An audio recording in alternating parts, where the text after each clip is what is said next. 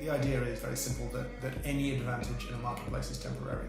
Sure. Right? If you take the example of animals, you have a pack of animals. The ones that run faster don't get eaten. So what happens then is you just have fast animals. Your advantage is gone. Yeah, sure. You know, so that's how it goes. Right? You need to find a new advantage all the time. Markets just remove advantage. They can't.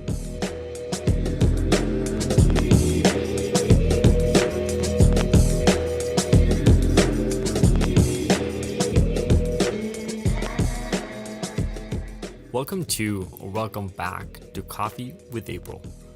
My name is Patrick Rolfe, and this is a conversation with some amazing professionals and entrepreneurs in the coffee industry, sharing their perspective and experience. It's about integrity, quality, and the future. For this conversation, we sat down with James Hoffman, co-founder of the Square Mile Coffee Roastery in London. We talked about Red Brick. We talked about entrepreneurship. We talked about what it takes to make it in the future as a coffee roastery. It was a truly inspiring session, and I'm really happy for the opportunity and that James gave us his time. Cool, so we're sitting here in London. It's time for the London Coffee Festival. I'm very excited to have James Hoffman sitting here with me in an Airbnb somewhere in London. And we're going to start... I'm going to start by saying happy birthday. Thank you very much. Because it's your 10th anniversary. Yeah, which is amazing. It's pretty good. There's been a little run of them, you know, like the Coffee Collective had theirs, Tim had theirs before.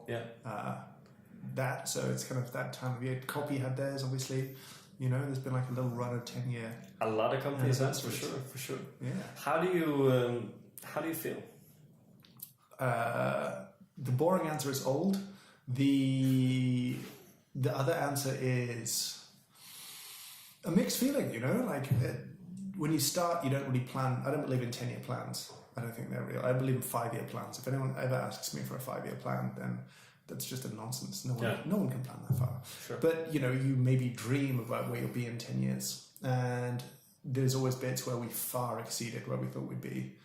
And then there's bits where you're like, but what if, you know, should we have done more? Should it be different? Should it be bigger, better, smarter, whatever it's going to be, you know, like you can be proud and then at the same time look back and be like, all right, where did we not nail this quite right? Sure. You know? Well, what was the original idea behind starting?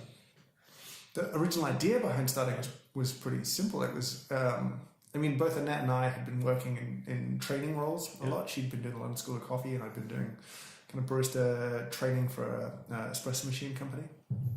And there's a point where London had nothing that much going on. It had Monmouth and it had Flat White. And yet 8 million people and just nothing good. And we wanted to bring something good to London because it just seemed so sad that this city that had this amazing coffee history was just so boring. It was full of like chains. It was full of Starbucks and Costa Coffee and like Cafe Nero, and people dismissed the English as they don't like good coffee. And I think in our jobs, we've done a lot of telling people what to do. This is how you do good coffee. And I think there comes a point where you have to stop telling people how to do it and go and do it. Sure. And we were going to open a cafe roastery at first. Okay. And we found a space in Shoreditch nearby. And then the world broke. That was like the 2008 financial crisis. Yep. So we never opened that cafe. We went and started roasting in a railway arch and just started wholesaling. Was that because it wasn't enough money to do both, or was it because you thought you could, like business-wise at that time, a roastery would make more sense than a coffee shop? We were going to roast in the coffee shop. Yeah. And we had moderate expectations for how much we'd roast in a year and, you know, that kind of thing. Certainly didn't have enough money. That's pretty common, and that's one of the big regrets in the funny sort of ways. I think we had about half the money we probably should have had. Okay. And it's not that we'd be bigger now. I think it would have just sucked less at times. Yeah, sure. That's the difference, you know. Like there would have been just less bad times, or hard times, or just unnecessarily hard times. Yeah. You know, I'm very anti the kind of martyrdom of entrepreneurship that people worship the altar of, where you work 100-hour weeks, you sleep under your desk and you eat instant ramen or whatever the kind of gross tech bro culture is Yeah, these days. Like that's just stupid and unhealthy. And I'm not saying we work like that, but to some extent we also did work like that at times. Yeah. And you just wouldn't have had to do that if you'd had a little bit more cash at the start. Anyway, I'm drifting off topic. We still wanted to open a cafe. We wanted to open a cafe for quite a long time. But it was just easy to take a railway arch. They were cheap. They didn't care what you did. They left you alone.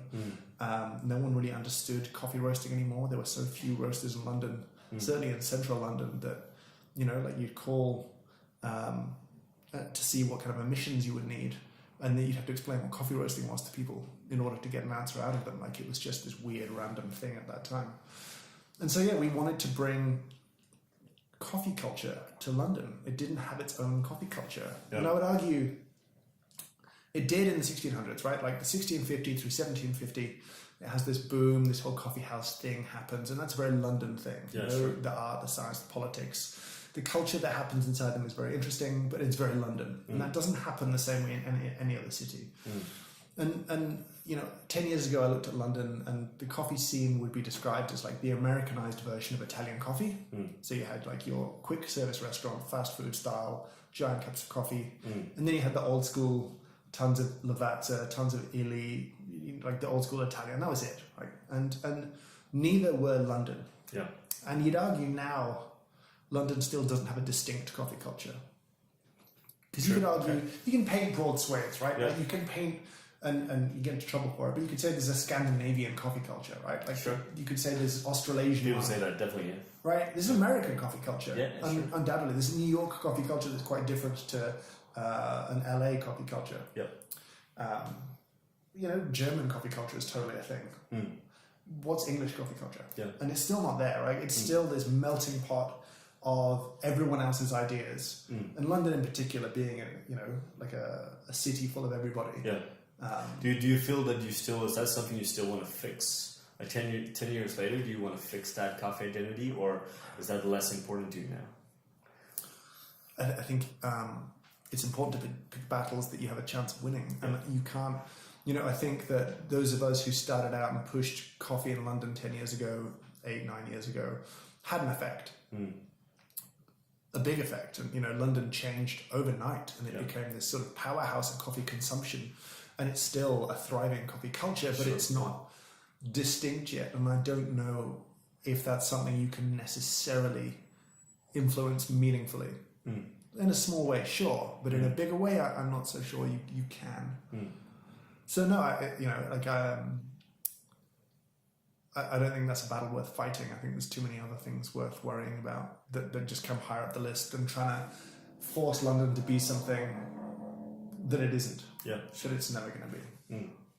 How was the starting up process when it comes to the company? Did it take a long time before you found the core thing what you wanted to do, or was that something that came right from the start? Because when I started April, I definitely feel that 1 year later now, I have a lot more identity or idea about where I want to take it than looking back 1 year ago, right? So was that a process for you guys, or were you always very, very clear with?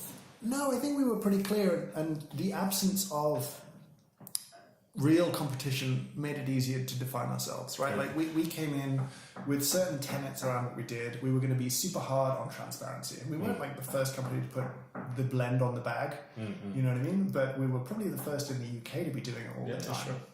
I know the Coffee Collective were doing it, and Tim was doing it, and other people were, but it was just part of a movement of like, no, we should be transparent. And on top of that, we pushed hard on seasonality in a way that no one was really doing at that time.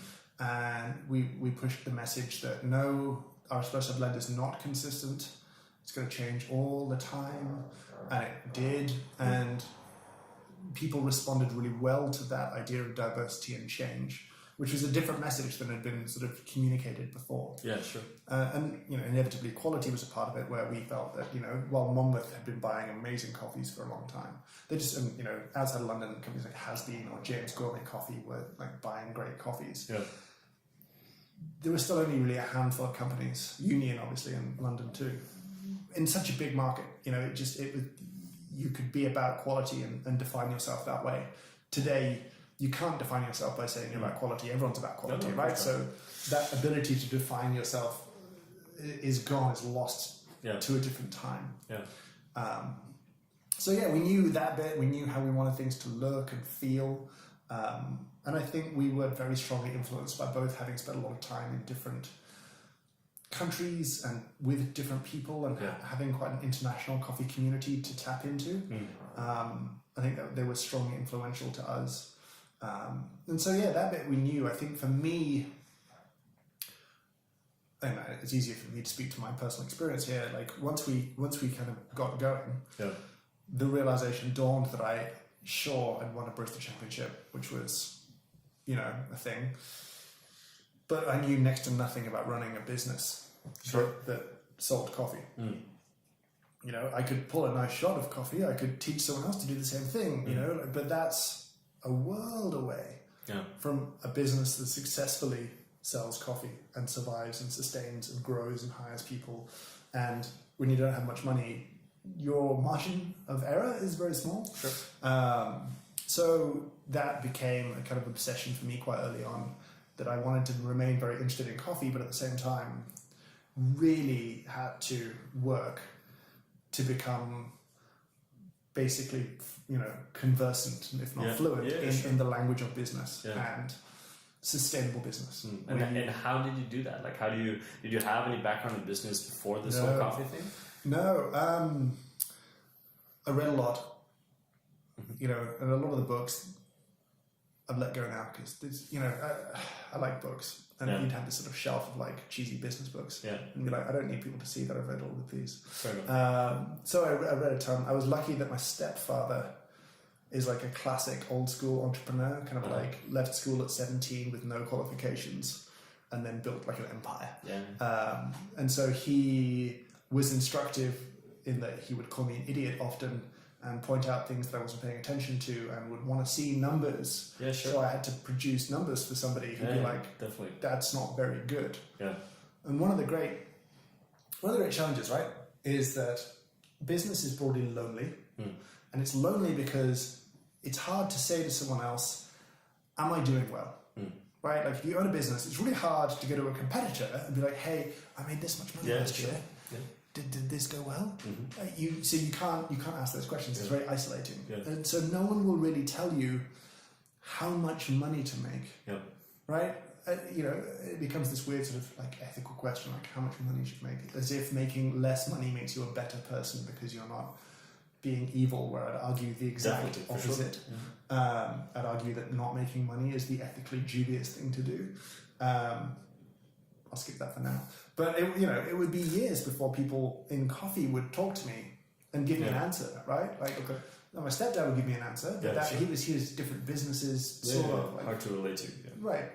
And then one day, I was in Chicago, and I had breakfast with Stephen Marcy, who was working in Intelligentsia, with the CEO of the time, a guy called Rob Buono, who'd come in to be co-CEO with Doug at the time, and just sort of like he was a Chicago shark. Like I like the guy, I met him one time, but you definitely know you're sitting opposite someone who, with this smell blood in the water, you're gone. You're just gone. Like it just you're.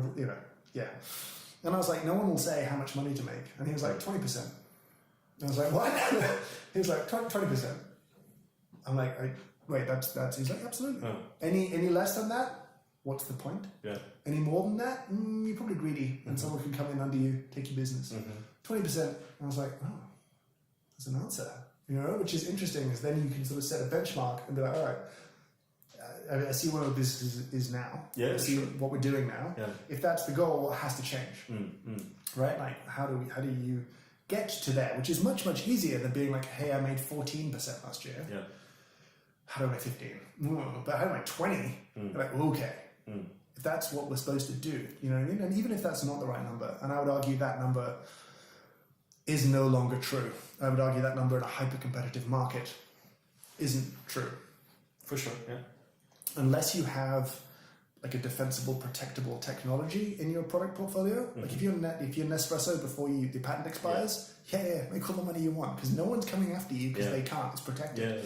But if you're a coffee roaster if you're making 20% now as a coffee roaster, you're probably vulnerable to a hungry, quality-focused but hungry business that'll take 15 and still have a good year, right? Definitely. But they'll come at you. Yeah.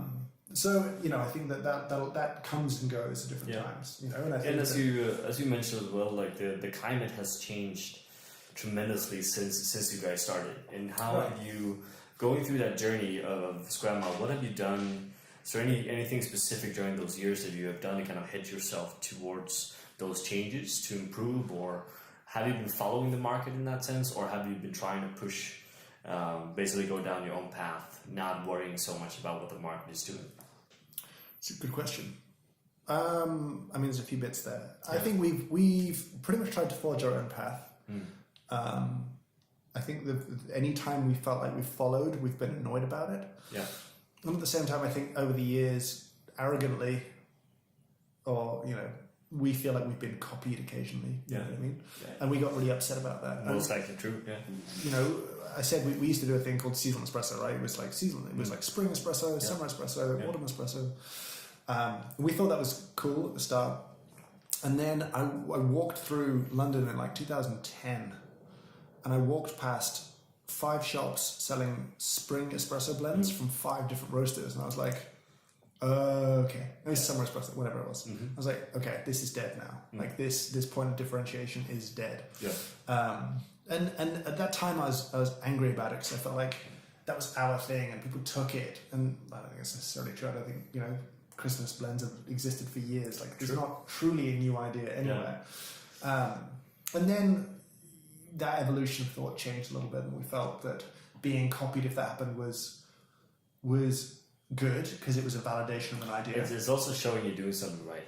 Right. Yeah, of course. And then that changed again into we're not taking enough risks, right? If people are willing to copy you immediately, that was not a risky play, right? Like that was a safe innovation, right? Yeah. So what you really want to do is hunt out the thing that's like way over there. Everyone's like, nah.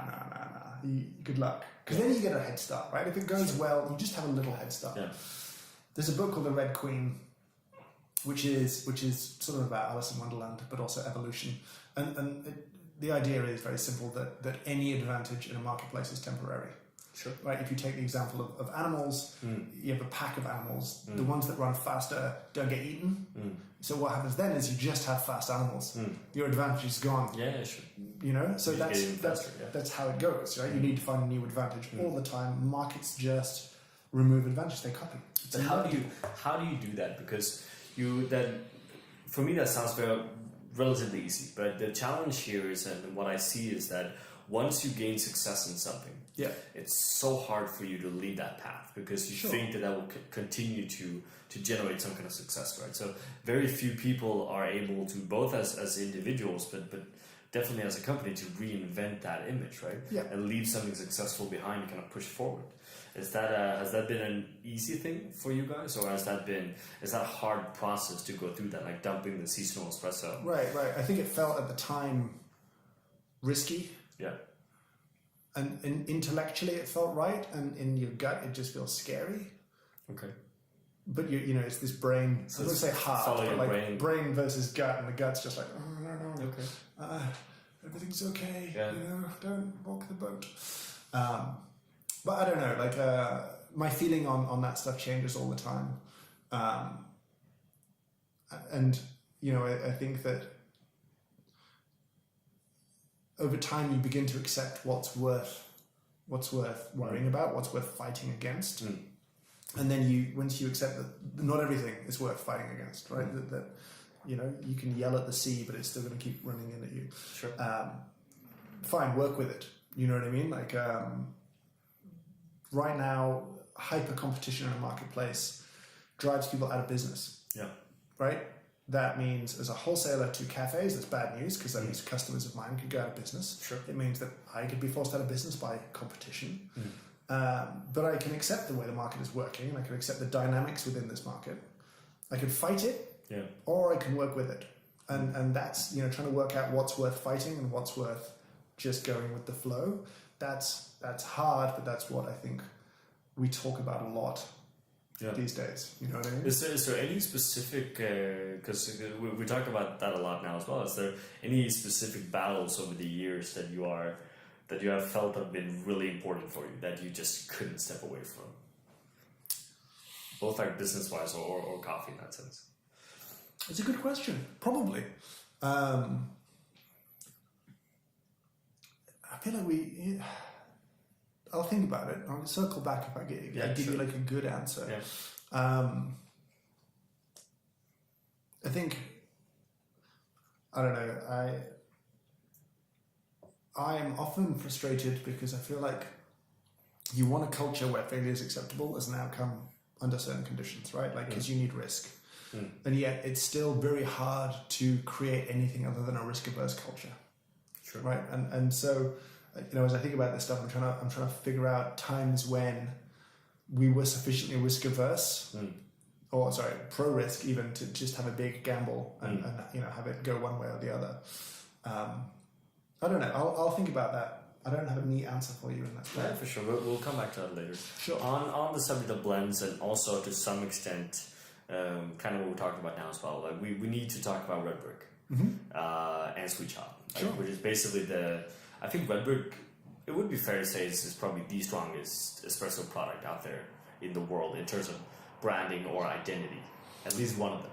I certainly don't get to say that. I don't know. I think if you look at the European coffee culture, and you would talk to a consumer that normally goes to a coffee shop anywhere, and you say red brick, they're gonna be like, yeah, that's a square one espresso. I'm pretty sure. That's nice to hear. Yeah, it's an interesting, there's lines I have to draw here because I can't speak as a buyer because I'm not a buyer, right? Sure. And I can't speak as a roaster because I'm not a roaster. Sure. I can speak to sort of what we're trying to do with it and how it fits into how it's ultimately consumed, I guess. You know what I mean? Because I can't pretend that... I think creating an espresso blend is interesting, and what you're trying to achieve with it is definitely a thing. But at the same time, I think you have to be reasonably realistic about who's drinking it, right? And how they're drinking it. There are people who are drinking it as black coffee, espresso, Americano. Their interactions with it are notably different to someone who drinks a flat white or a latte. Absolutely. Right? And I think that it allows you to be a little bit honest about certain aspects of it, right? Like, we want diversity of flavor. We want those flavors to change throughout the year. But that those variations in flavor do not particularly survive 8 ounces of milk, right? Like, the fact that it is good coffee, well-grown, well-processed, well-roasted, well-brewed survives that much milk. But terroir gets squashed. Variety gets squashed by milk. It just does. And so, you want to build a blend that is always sweet, because that is the universal preference. For sure. Right? Like, variants of bitterness, variants of acidity. Everyone likes sweet. No one is mad if it is pleasantly, naturally sweet. Not sugary sweet, but like coffee sweet. Yeah. And then, for black coffee, that's a different deal. And that can, your variance, your flow can sort of happen, and there's sort of room to move and change and play with it there. And it's trying to, accept that there are a number of pressures on that product.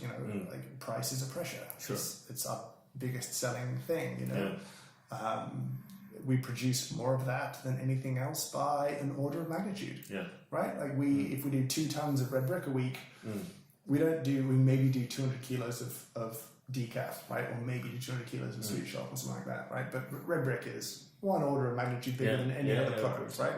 Which is good, and it gives you buying power, which allows you to meet, because there are 2 customers for it. There's a coffee shop who needs to make money and have a consistent product that is easy to extract and dial in. Sure. And then there's customers who are buying that product, having had it remade, and they want taste, and they want satisfaction, and they want something that they know they enjoy and that they reliably enjoy.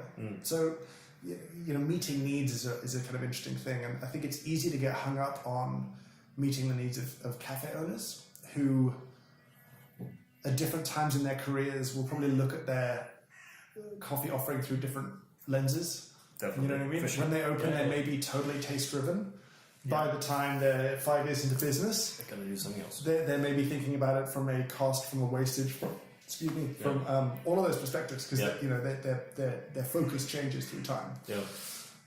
And so it's a really interesting challenge for us to make that product. And at some point we have to kill it. You go back to what you're talking about. Exactly. Because is there any anxiety that comes with that as well, right? Because your company is basically, or Squamma is hooked up on this one product to some extent, right? So if people would decide that tomorrow no more red brick, which obviously they won't, but let's say that will happen. Well, what's the plan? What's the next step there, right? Well, it depends why, right? Like, if the rejection of blends happens, which if anything, we're going the other way now. Like the pendulum is swinging back towards blends. I would anticipate seeing more specialty roasters do more blends again soon. For sure. I think that's the trend we're seeing as well. Right. Very slowly, but it's definitely coming. No, it's it's like a pendulum. It's all like a pendulum. And it moves backwards and forwards and backwards and forwards. And where we are now as an industry, in many ways, we've been there before, decades earlier, right? Like we're not the first to go hard on single origins. You know what I mean? We're not the first to go hard on all this sort of stuff. If you speak to the sort of older generation in specialty coffee, it's like we know. And then we'll do blends, and then we'll react, and I think adaptation is the upside, I suppose, of how we work, which is try and carry minimal stock and be lean and all of that kind of stuff. Would mean that if that product demand died off, we might have 20 or 30 tons of product to freak out about, but at the same time, it's not like we've contracted out 100 to 200 tons of product. So swings and roundabouts, I guess. But I don't know. I mean, at some point we have to change the name. Right? Like there's a thing that we will do at some point. Which you technically already have done once as well, right? From seasonal to red brick. And names are hard, but they're also not that hard. People accept them pretty quickly. You know what I mean? Sure. You can obsess over them for a long time, and I don't think. While I'm pro brand as an idea, and I believe they're important, I just don't think that the right product name is going to make or break the right product. You know what I mean? Like you can handicap a product with a terrible name, and you can advantage it, but it's not going to live or die on the strength of its name. For sure. That at some point we'll get rid of that. I don't know when. Maybe in a year, maybe less, maybe more. I think we've talked about it often. And I think we'd be more open to do it if we felt we had a name or an idea to replace it that we felt more passionate about than what we do right now. How has it been growing? Because what I see today with a lot of the roasteries that are starting, or a roastery that has been started in the last, let's say 5 years, almost all of them are doing that with a coffee shop. To some extent, like that's obviously the new trend, which is basically, or probably based on the fact that it's getting harder to sell coffee, harder to make money. So we're trying to be our own biggest client in that sense, right? Is that, how have you been thinking about that over the last 10 years? Like, have there been times where it's like, let's open up 10 coffee shops because we need to, secure this and make sure that we have someone to sell to? Or I think we obviously wanted a cafe right at the start. And I think that a large part of that was probably naivety. I don't think we knew what we wanted really. And by the time that became possible again, Penn University came up. And actually, around the time we did Penn University, we almost signed on another space to do a permanent cafe in there, which fell through. It's now like a banh mi shop, which is fine. And Penn University was interesting because that was broadly successful and extremely painful to work in that space. And so we learned a lot of what we didn't like. And I think that I know enough now about the business of wholesale coffee roasting to know, or to have known back then, how much I didn't know about the business of running a great retail space. Right? And there are people who have retail in their blood. Colin Harmon, I think, is an example. Like, he just loves retail. He just loves retail. And I think the controlling part of me would just freak out at the idea of 10 shops, 20 shops, 100. No, I can't. No. Obviously, now we have kind of a cafe in that when Jeremy stepped away from Proof Rock, we stepped in. And we're now kind of like Gwilym's still involved, and the other founder class is still involved, but we're the sort of primary people behind Proofrock now. And that's exciting for us once we've kind of got our feet under the table there, which I think we have now, and we understand what it is, and I think now that's going to be easier to make the changes we want to make and have it move forward and progress as a business too. But at the same time, it'll stay as Proofrock for now. It's not necessarily about it becoming a square mile space. I think it does its thing, and I think serves a valuable role in London. And I would just like to see it do that better.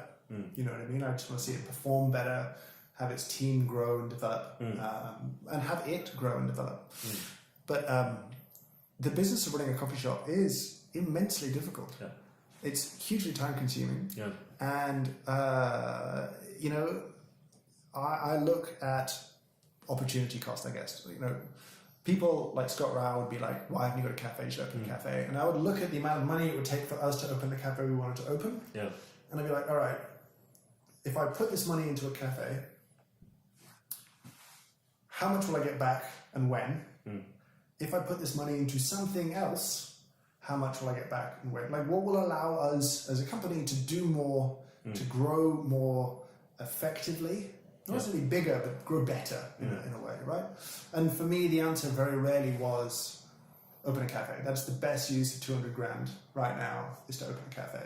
And, you could always argue that could have gone to green coffee, it could have gone to another roasting machine, it could have gone to Formville and Seal, it could have gone to other things that would have a stronger return, both in terms of capital as well as just pleasure.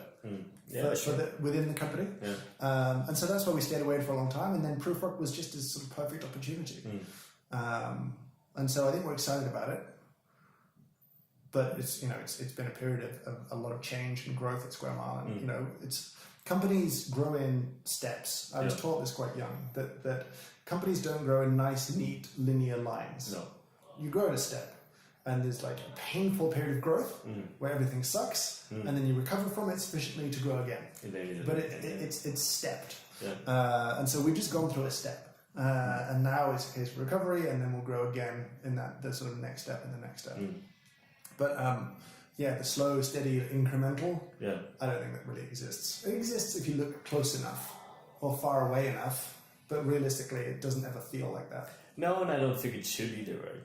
Like that's an indication that you're not working hard enough to make a change, or smart enough in that sense, right? So you that's not how one would want the company to progress, right? But what is there? I'm very curious when people start companies. Did you guys start Square with an end goal in mind? As in, like, I want to, not necessarily selling, but it could be, we want to grow up to here, and then I'm kind of done, and you guys are still young. You can do a lot of stuff in life, right? Sure. I think when we started, the goal was to get to 2 million in revenue in the first 5 years. That's as far as we got. That was the giant master plan. We pretty much got there. I think we did. But beyond that, there wasn't anything. There wasn't like, and then sell it, right? Or, and then, I don't know what. Like, that was just go back to year dot, right at the beginning. What do we want to do? That seems reasonable. You know what I mean? Like, that seems achievable as a goal. Outside of that, I think just there's this really interesting moment that when you start something very quickly, I'm sure you know this, you are consumed by having it survive, right? Like, it needs to go. Like, and you pour yourself into making this thing happen. And you know that most businesses fail in the first year or two. Very few survive to 5 years, right? But then you get to 5 years, and you're like, oh, we survived. What now? Right? And there's that moment where, for certainly the first 5 years, it was just like, we just need to just keep the momentum, just keep the wheels turning, just keep moving forwards. And I think you get a little bit of breathing room sometimes, and it can provoke enormous existential crises. Like, what am I doing? What's the point of this thing? What do I want? What does everyone want? What do you want? I don't know. The idea of choice is terrifying, right? Like, how are you separating? Because I think this is very interesting. How are you separating it's in the end of the day, we start a company because we want something, right? Sure. But then all of a sudden you started a company, right? And then it's also about what the company wants, right? Two different things. How have you been working with kind of separating that? Again, can you separate that, or is Square Mile still kind of very much what you guys want it to be, or is it a separate entity with its own kind of life? That's a good question. I think you have to separate the immediacy of needs, right? Like what you need now versus what you need in 5 years. Because if I think about what I need right now, and that becomes the mission of the company, it's very poor direction, right? Because there's very short return. I might do things that would potentially, or we might do things that might suck for now, because in 5 years' time, that's where we want to be, and you have to have a bit that's not about what you want now. Yeah. You don't get what you want now because you want the thing down the line. Yeah. We're terrible. I mean, humans are terrible long-term thinkers. We're very poor medium-term thinkers. But that's the goal, and it's often this kind of. There was an election in this country 3 years ago, 4 years ago. I don't remember now. Maybe 4 years ago, and it was when we went to a majority Conservative government, right? And if I looked at that election from a short-term or very personal perspective, right, I would say I should vote Conservative because as a business owner and as a homeowner, I'm likely to become wealthier from them being in government, right? I will pay less taxes, and my house value will be protected. They want to make sure that homeowners, they're very pro that. So from a perspective that is purely selfish, in the short term, I should vote Conservative. Yeah. But if I did that, well, rental prices go up. Like taxes on people who earn less go up. So the people who work in Square Mile are punished. Sure. Right? By the decision that benefits me in the short term. Yeah. That's a very stupid decision for the longevity of a company, right? Yeah. Like I think conservative governments in this country are a bad thing for the long term sort of like health of businesses like Square Mile and for the health and happiness of its employees. Yeah. Right? So while in the short term my vote for a Labour government might, if they'd gotten in, incurred me a higher tax rate and short-term pain. Yeah, sure. The company may have flourished, but the staff may have, the employees, the team may have flourished in that environment more. And that would be a longer-term win for everybody. Right? So that's the sort of, those are those moments of decision where like, well, do I want just what's neat and good for me now, or am I willing to endure a bit of pain for something better down the line? Yeah. So that's, I think, an example of times where you have to think about your interests versus business's interests. Does that answer the question? To some extent, for sure. I think it's a question I ask a lot throughout this podcast as well, and every one of you have very different answers, which I think is very interesting. But let's transition a bit from Square Mile into kind of you. Yeah. Because you do crazy amounts of different stuff. Perhaps too many things. Perhaps too many things. Sure. Can you do too many things? Yes. Yes. Oh God, yeah. I have done too many things. I've been terrible at saying no, and I still struggle with it. Yeah. It's this embarrassing competitive side of me. Yeah, yeah. Is there any of your kind of your own products that you feel that you want to talk a bit about? Books, presentations, subjects. It's a good question. I feel like I'm trimming back a little bit right now. Like I'm working on a totally non-coffee thing, but it's very early stages, so I'm going to talk about that. I think the thing that I've enjoyed most is probably the having written online for like, what am I now, 14 years maybe this year, coming up to 14 years. I kind of grew an audience, and that took a long time and a lot of work. And then, in the last 2 years, the realization is that no one reads blogs anymore. Yeah, you know what I mean. Like it's that's sort of over. And I wrote a sort of really thoughtful. I tried to be thoughtful piece on my takeaway cups, and in 3 months, 6,000 people read it. And then I made a video about paper cups. Yeah. and in 1 month, 6,000 people watched it, right? And I have a tiny community and audience in that space. You know what I mean? And so I think the sort of the pull of video has been, there's really no way to avoid the fact that this is the current communication method. If you want to share, if you want to interact, then you have to be conversant in video now, because being able to write is something I still want to work on and improve. Yeah. And the Atlas has been very rewarding as a project that way. That I think I learned to write through writing a blog for that long, so that when I had to do a proper grown-up writing project, I was sort of good enough to get where I needed to go. And so video right now for me is a thing I really enjoy, and it's about going through the process of being good enough. And it's this really annoying feeling where, the human arrogance, you watch a video and you're like, I can do that. And then you make a thing and you watch it back and you're like, this sucks. This isn't very good. Yeah. And then you're like, well, why would it be good? You have no training in video, right? You're self-taught. You've been doing it as like a little hobby for like a year. What makes you think you should be good at this, you arrogant fool? So I have this constant frustration because I like video, but I know I suck. But I really don't want to suck. I really want to be better, but I hate that I'm not very good. Does that make you are you fine with not being very good then, or is that a motivation? Right? I hate it. I would never claim to have been really great at any one thing. Like I've always been a little bit of a sort of reasonable at stuff. I get to sort of competent, but never excellent. Why not? I think I lack discipline and an attention span. And doing too many things. Probably. Like I could definitely be a better writer. God, I could be so much better.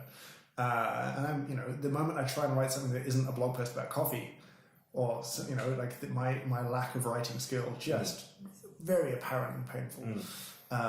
But the diminishing return of the effort to get better, for what I use writing for, the returns just haven't been there. It's the top 2%. So you aim to get to competent, and where it becomes a tool in a toolbox to use to accomplish a goal. So that's kind of how I feel. I'm a long way from competent with video, but I would like to be. And the same thing with like stuff like podcasts. Like I'm itching to do podcasts again. Yeah, sure. But then, the podcast that I'm interested in, I'm fully aware I can't make. I just don't have the skill. I don't have the technical skill. I don't have the training. I don't think that way. And it would be a hot mess if I tried to do what I wanted to do straight off. You know what I mean? Like, I'd love to do narrative style arc stuff, like the NPR style things where you answer a question and you speak to people and you stitch together a story and episode, right? I can't do it. I know I can't, but I really want to. So I'm just trying to think through the other projects at the moment that I have that I can talk about or should talk about. There'll be another Atlas at some point. Okay. What's the difference between the new one and the old one? It will have more countries. And Sure. up-to-date stats, which is not that much. And a few little, I made mistakes in the first one. Not too many. I fully expected to be savaged. Do you know what I mean? Like I worked really hard on it, and I was still like I sent a copy to Tom Owens at Sweet Maria's, and he had one criticism, and I was like, I felt like I got off really lightly. If he reads it and is like, this is acceptable, that's like an enormous win to me. You know what I mean? Like he's the most plagiarized writer in coffee. Like if you Google any sentence from Sweet Maria's website, you will find 50 websites just ripping him off. Yeah, definitely. And I think all of us have been, we've been on that website at one time or another for sure. Yeah. He's amazing. I have so much. That's a man with aesthetic, right? Like initially you look at the website, like, I don't get it. Yeah. Why does this look this way? And then you watch his videos, and then you meet him, and you're like, oh, this is totally your thing. This is how you want it to look. This is really thought through. Beautiful ugliness, right? And I love that. I love when people have a really strong aesthetic around what they do, even if it's totally against what I would want anything to look like. There's other stuff, but I'll spare you the ramblings. Okay, fair enough.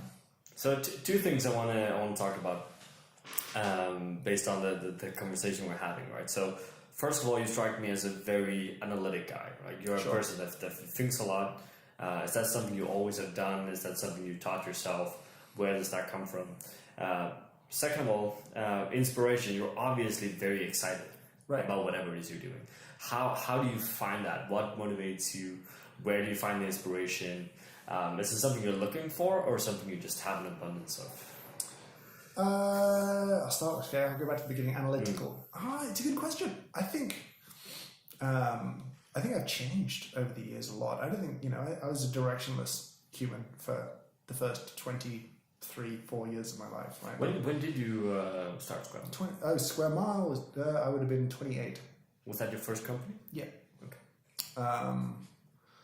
So, before coffee, I was just, all over the place. I was always a reader. Right, I suppose that was it. Like I worked in a casino for a while, and I got really into like reading about the history of cheating in cards and card magic and other things like that. Did you ever cheat in cards? Poker? I mean, I know how to do it. Not anymore, actually. I'm a long way from the dexterity of dealing seconds or bottom dealing. But people don't play poker with me still because they think I cheat, which I don't, because poker's too much fun to cheat at. So I've always been interested in sort of understanding things in a fuller way, which I suppose is an answer to that question.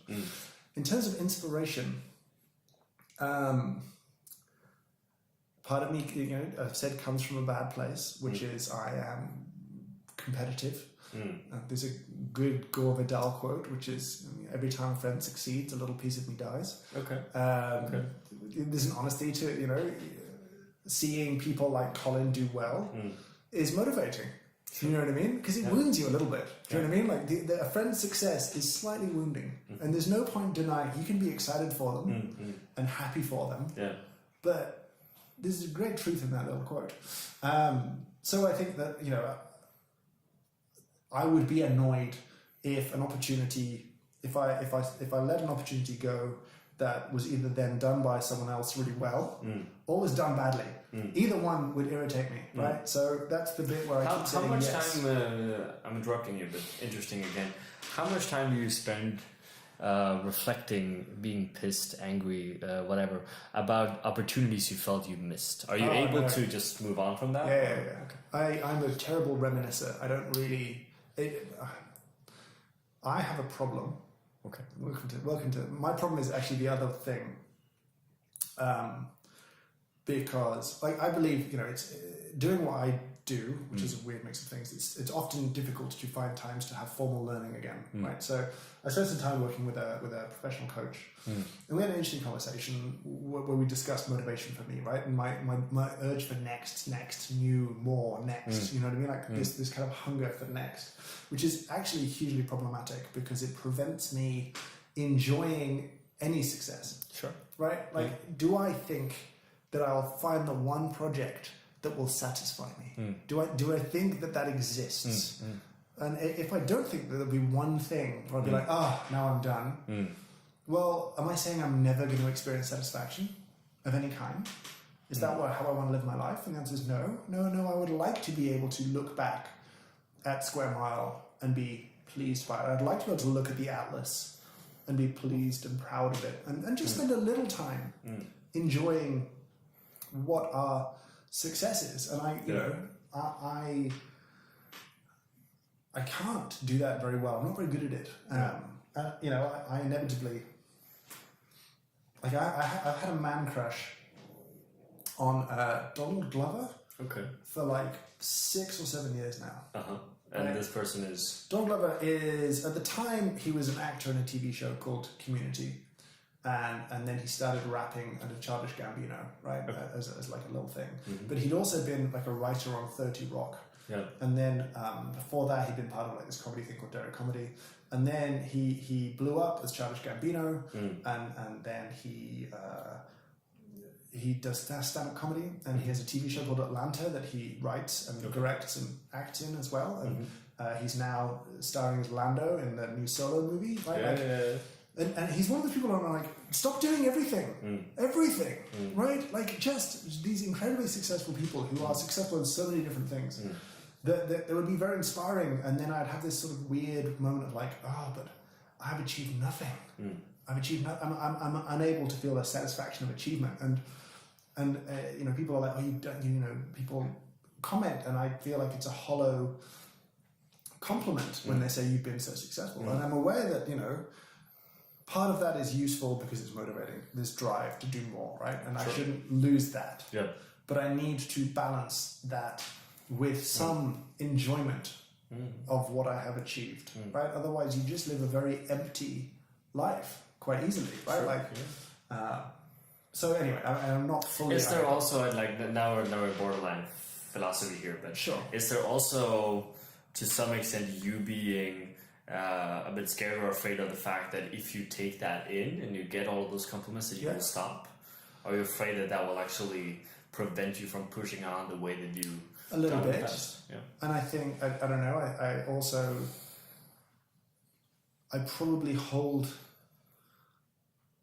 I am fearful of being more arrogant than I am, because I see it, you know, to some extent, some arrogance is hardwired into people like me, I suppose, in an unpleasant way. And useful as well. Right, but also extremely unpleasant when out of control or unchecked. Yeah. So I worry about that because it's, you know, quite easily devastating to having a productive and happy life is to be, you know, to believe your own hype is a terrible thing. But yeah, it was it's funny, like, I'm drifting off this topic a little bit, but ask me a question. Okay, so let's move ahead a bit. We don't have that much time. We're going to be very careful with your time as well. Sure. Because we're a busy guy. More broader perspective, like you've been having a lot of presentations, a lot of talks about, you know, just future of specialty coffee. Right. Where are we all heading? Yeah. So where are we all heading? Where should we be heading? Where do you want us to be moving? It's a small question again. Just a small question. Yeah. Just an easy one to wrap us up. Yeah. Where are we going? We're going back into the past. Yeah. Right, but it's a different iteration. It's the past, but moved forwards in a funny sort of way, right? So, you know, we're going to a world consolidation. We're going to a world where it's less interesting, right? Coffee is going to be less interesting soon, which is good because boredom produces interestingness, right? For sure. That's a necessary part of the cycle. I think that we're going to learn some interesting things about technology and how coffee is a fascinating thing because it's extremely cultural, right? It's like it's woven into just about every culture in a different way. And we are going to get to the point where technology allows the easy manufacturing of high quality drinks, right? So the role of the barista is absolutely going to change. Sure. I'm probably different from someone like Matt Perger in that I don't see this future where we can get rid of people and we can have like a fully automated cafe and that's something people want, right? Like I think that culture demands that we interact with coffee a bit more. Yeah, the service aspect is harder to get rid of than the taste experience, right? So a robot can make a tasty coffee, sure, but can it serve the coffee in a good way? Right? And I think we're about to find out where the boundaries are. And I think, broadly speaking, everyone's going to be wrong and we're going to settle up somewhere where we didn't quite expect to be. Sure. Because we're pretty much always bad at predicting things. It's not going to be as automated as we think, but humans aren't going to be as evolved as we think either. It's going to be like a funny middle ground, I suspect. I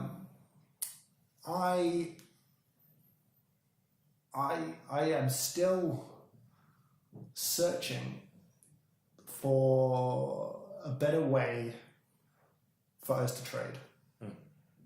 Because fundamentally, the process of buying raw coffee from coffee producers is built from the ground up to be unfair. And I think we're a long way away from really undoing any of that. And I'm interested in how we do that. I don't want to participate in the system, right? Like participation is a problem. Participation keeps it going, right? The more that we all agree to buy coffee this way and the way that we buy coffee right now, that's bad. So I don't really want to participate in that. But at the same time, I do not want to be another white savior, right? Another, oh, look at me, I, the coffee buyer, will come to your farm, and as the white man, we will fix everything because we're the best and we know what we're doing, right? Like that's, is this a family show or can I swear? You can swear. Okay, that's fucked up, right? Yeah. Like that, and that happens a lot, right? Like Sure. coffee buyers turn up as like, I have the money and I will fix your problems with money, right? And you won't because there's just so many layers of fucked upness underneath it. And I feel like we gave up. I feel like we gave up, right? We were like, let's do direct trade and let's do microlots. And well, we maybe we didn't give up, but we basically told ourselves that we succeeded in it, right? So that's I think even a lot, scarier. True, but I think a lot of people still believe that, right? We believe to some extent that there is a sustainable circle in trade, which it's not. Most of us know, but there's still there's an idea, and what we're communicating to a consumer is also very much that this is a super happy farmer, right? And this is a picture here, and we gave him this and this, right? Right. And I think what we realistically did, like no one's done the study, and I wish someone would do a study on social mobility and specialty coffee, right? Because I would argue most of the highest priced coffees out there are going to people who started out wealthy. Sure. Right, like that's because that's the system of capitalism, unfortunately, that allows them to do the things they want to do in the first place, right? Sure. I don't know, and I would like to know, but I don't know if we've made any fundamental changes in social mobility in coffee producers with all the money that we poured in, right? Because it's still, the whole system of trade is messed up, and it feels like such a long time since anyone was like, what if we tried this, right? And direct trade was interesting, right? Microlots and paying for quality and encouraging that sort of stuff was interesting, but very quickly people were like, wait, if you just take all of the good stuff and put it in one thing, you drop the quality of the much wider production from the farm. We say, is that good? Is there a net? I mean, how much are you willing to pay for this thing here for it all to be a better year? And I think we kind of like, ooh, well, I'll just sort of quietly do what everyone else is doing and keep my head down. And outside of throwing blockchain at it, I haven't heard anyone really step up and be like, all right, I've got an idea, right? And I think it's incredibly difficult and people are very motivated to try and do better, but I think, I have my own opinions about where we need to address the relationships, and I would argue it's about power and risk, because money is one thing, but it's really power and risk, right? Like the way that we buy coffee gives us all of the power and the least risk, right? And that is an endemically unfair trade where we have all power and no risk. If you think about risk in terms of risk and reward, right? The higher the risk, in theory, the higher the return should be, right? Running a coffee roasting company is medium risk, high reward. Farming coffee, high risk, tiny reward, right? Sure. That's the risk is disproportionately allocated. And we have chosen to retain power. As much as we might tell people like, I will buy your delicious coffee. Next year, maybe we won't, right? Like we have all of the power. And until we're willing to take on risk and share power, there will be no fundamental changes in trade, as I see it. I could be wrong. And I don't know how that really works and pans out, because I need to speak to people smarter than me. But these are the things I think that we would need to change. And that's, I'm saying that, I should have more risk. I would willingly choose to increase my risk without any increased return. That's a really difficult decision to take. Yeah, for sure. Right? You'd argue in the short term, a poor business decision to take. That maybe actually it would have medium term, long term benefit. But in the short term, where all my focus is, that's hard. We'll see. And it also feels like a product that is way bigger than just one company or one person. Of course. Right? But I think you have to... Someone needs to lead the way. It's leadership, right? Like if you forge forward, the upside of the market is if that produces some level of advantage, it will be copied. And I'm really interested in leveraging copying to a greater good. I'm really interested, outside of coffee, I want to start a business where success is that it is obsolete. I feel like charities are a good example, right? The goal of a charity should be to not exist as quickly as possible. Right? Like if your charity is about water, your goal should be everyone has access to water and then we all are out of a job. It's not how charities work. You know what I mean? Like they want their salaries, they want to perpetuate, right? But if the goal was let's be obsolete, that's interesting. If you can produce the effect that you want to produce. So that's kind of a little pet project for me and something I want to do outside of coffee because interested in that. There'll be more. If it works out, I'll tell you more about it later. Amazing. I think we should wrap up because we're exactly 60 minutes. That's the time we had with you. It's amazing. Thank you for your time. And let's have a session 2 on this. All right. There's a lot more we can discuss that we haven't discussed yet. For sure. It should be interesting. Cool. Thank you very much. Thank you.